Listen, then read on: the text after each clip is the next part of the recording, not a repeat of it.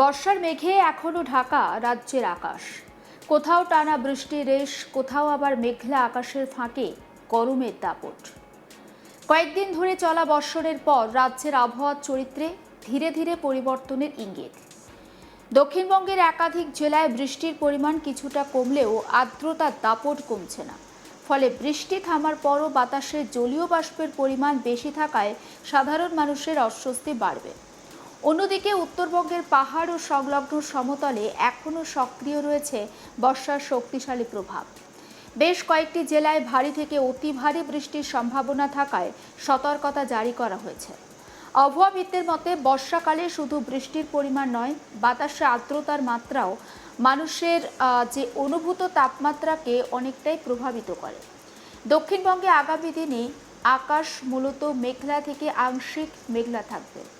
মাঝে মধ্যে বজ্রগর্ভ মেঘ তৈরি হলে কিছু এলাকায় হালকা থেকে মাঝারি বৃষ্টির সম্ভাবনা থাকলেও একটানা বৃষ্টির পরিস্থিতি আপাতত কিছুটা দুর্বল হতে পারে। তবে আর্দ্রতার কারণে কলকাতা সহ বিভিন্ন জেলায় দিনের বেলা গরম অস্বস্তিকর পরিস্থিতি বজায় থাকবে। দক্ষিণবঙ্গের আবহাওয়া ঠিক কেমন থাকবে? দেখুন, দক্ষিণবঙ্গের জেলাগুলিতে আগামী সময়ে বৃষ্টির প্রকৃতি হবে মূলত বিক্ষিপ্ত। কোনো কোনো এলাকায় বজ্রবিদ্যুৎ সহ বৃষ্টি হতে পারে, আবার কোথাও শুধুই মেঘলা আকাশ দেখা যাবে।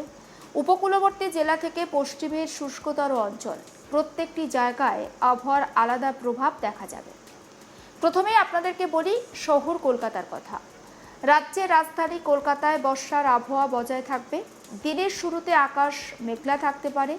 দুপুরের পর স্থানীয়ভাবে তৈরি হওয়া মেঘ থেকে বজ্রবিদ্যুৎ সহ হালকা থেকে মাঝারি বৃষ্টি হওয়ার একটা সম্ভাবনা রয়েছে।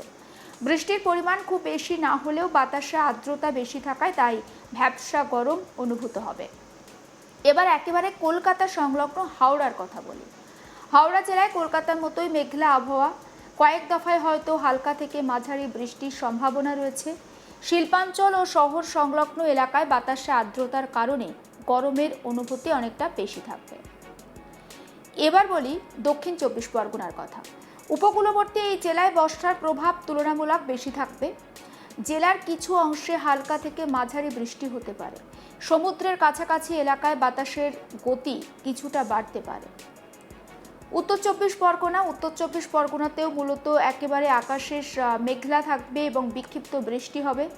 শহর ও শহরতলি এলাকায় আর্দ্রতার কারণে দিনের বেলায় একটা অস্বস্তি বাড়বে। বজ্রপাতের সম্ভাবনা থাকায় খোলা জায়গায় থাকার ক্ষেত্রে তাই সতর্কতা অবলম্বন করা প্রয়োজন। বিশেষ করে বিকেলের দিকে আবহাওয়া দ্রুত পরিবর্তন হতে পারে। অন্যদিকে পূর্ব মেদিনীপুরও কিন্তু উপকূলবর্তী এলাকা এবং পূর্ব মেদিনীপুরে উপকূলীয় আবহাওয়ার প্রভাব দেখা যাবে। জেলার কিছু এলাকায় বৃষ্টি এবং দমকা হওয়ার একটা সম্ভাবনা রয়েছে। সমুদ্রের কাছাকাছি এলাকায় বাতাসের গতি বাড়তে পারে। বর্ষার সময় নদী আর সমুদ্র সংলগ্ন এলাকার বাসিন্দাদের স্থানীয় প্রশাসনের নির্দেশ মেনে চলার পরামর্শ দেওয়া হয়েছে। পশ্চিম মেদিনীপুরে বিক্ষিপ্তভাবে বৃষ্টি হতে পারে। আকাশে মেঘ থাকলেও সব এলাকায় সমান বৃষ্টির সম্ভাবনা নেই। দিনের তাপমাত্রা খুব বেশি না বাড়লেও আর্দ্রতার কারণে অস্বস্তি থাকবে। কৃষিকাজের সঙ্গে যুক্ত মানুষদের জন্য এই ধরনের ছিটেফোঁটা বৃষ্টি হয়তো কিছুটা সহায়ক হতে পারে। অন্যদিকে দক্ষিণবঙ্গের নদিয়াতেও কিন্তু হালকা থেকে মাঝারি বৃষ্টির সম্ভাবনা রয়েছে। মাঝে মাঝে বজ্রবিদ্যুৎ সহ বৃষ্টি হতে পারে। মেঘলা আবহাওয়ার কারণে দিনের তাপমাত্রা কিছুটা নিয়ন্ত্রিত থাকলেও আর্দ্রতার উপস্থিতি একটা অস্বস্তি তৈরি করবে। জেলার বিভিন্ন এলাকায় স্থানীয়ভাবে বৃষ্টির তারতম্য দেখা যেতে পারে। মুর্শিদাবাদ নবাবের জেলা, মুর্শিদাবাদেও বিক্ষিপ্ত বৃষ্টির সম্ভাবনা রয়েছে। জেলার কিছু অংশে একেবারে মেঘ জমে বজ্রবিদ্যুৎ সহ বৃষ্টি হতে পারে। তবে দীর্ঘ সময় ধরে ভারী বৃষ্টির সম্ভাবনা তুলনামূলকভাবে কম। আর্দ্র আবহাওয়ার কারণে সাধারণ মানুষের দৈনন্দিন কাজে অস্বস্তি তৈরি হতে পারে। বীরভূমের কথা বলি। বীরভূমে বর্ষার প্রভাব বজায় থাকবে।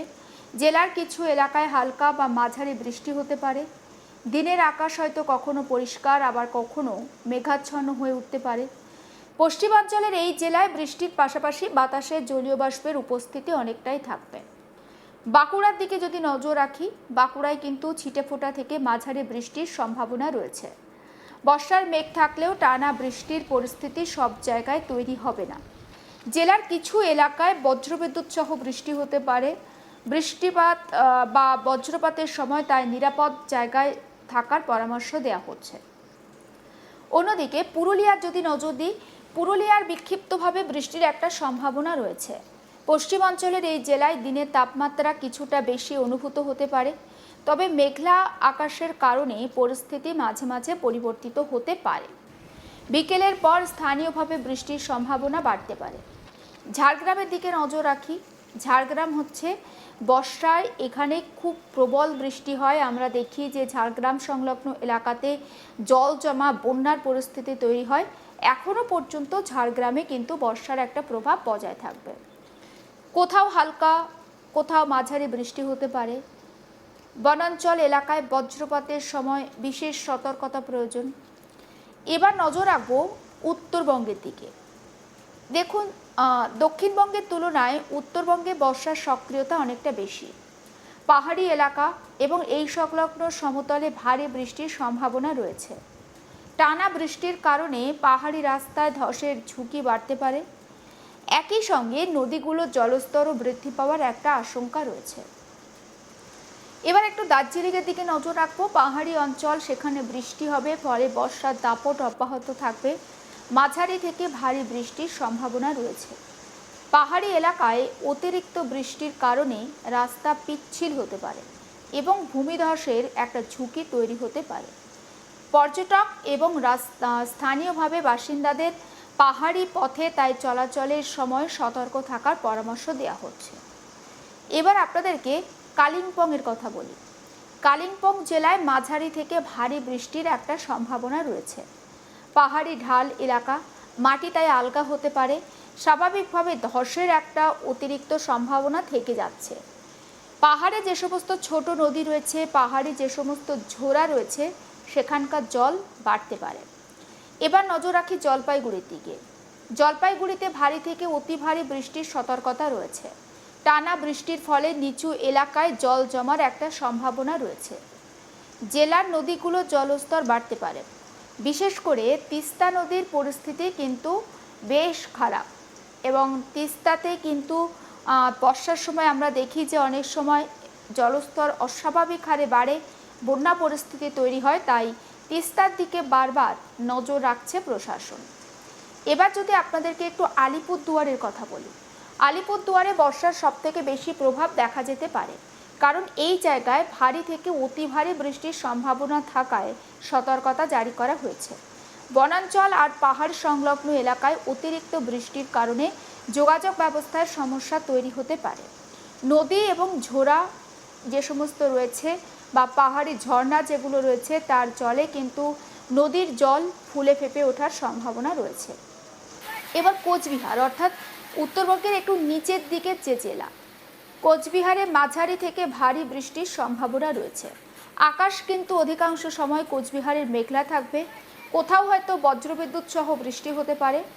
কিন্তু কোচবিহারের যে সমস্ত নিচু এলাকা, সেখানকার বাসিন্দাদের কিন্তু যথেষ্ট সতর্ক থাকার কথা বলা হচ্ছে, কারণ এই এলাকায় একটা জল জমার পরিস্থিতি তৈরি হতে পারে।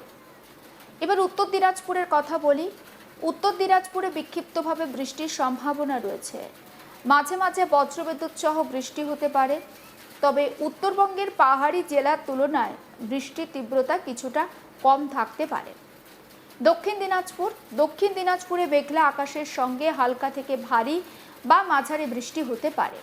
আর্দ্র আবহাওয়ার কারণে দক্ষিণ দিনাজপুরে কিন্তু গরম অনুভূত হতে পারে।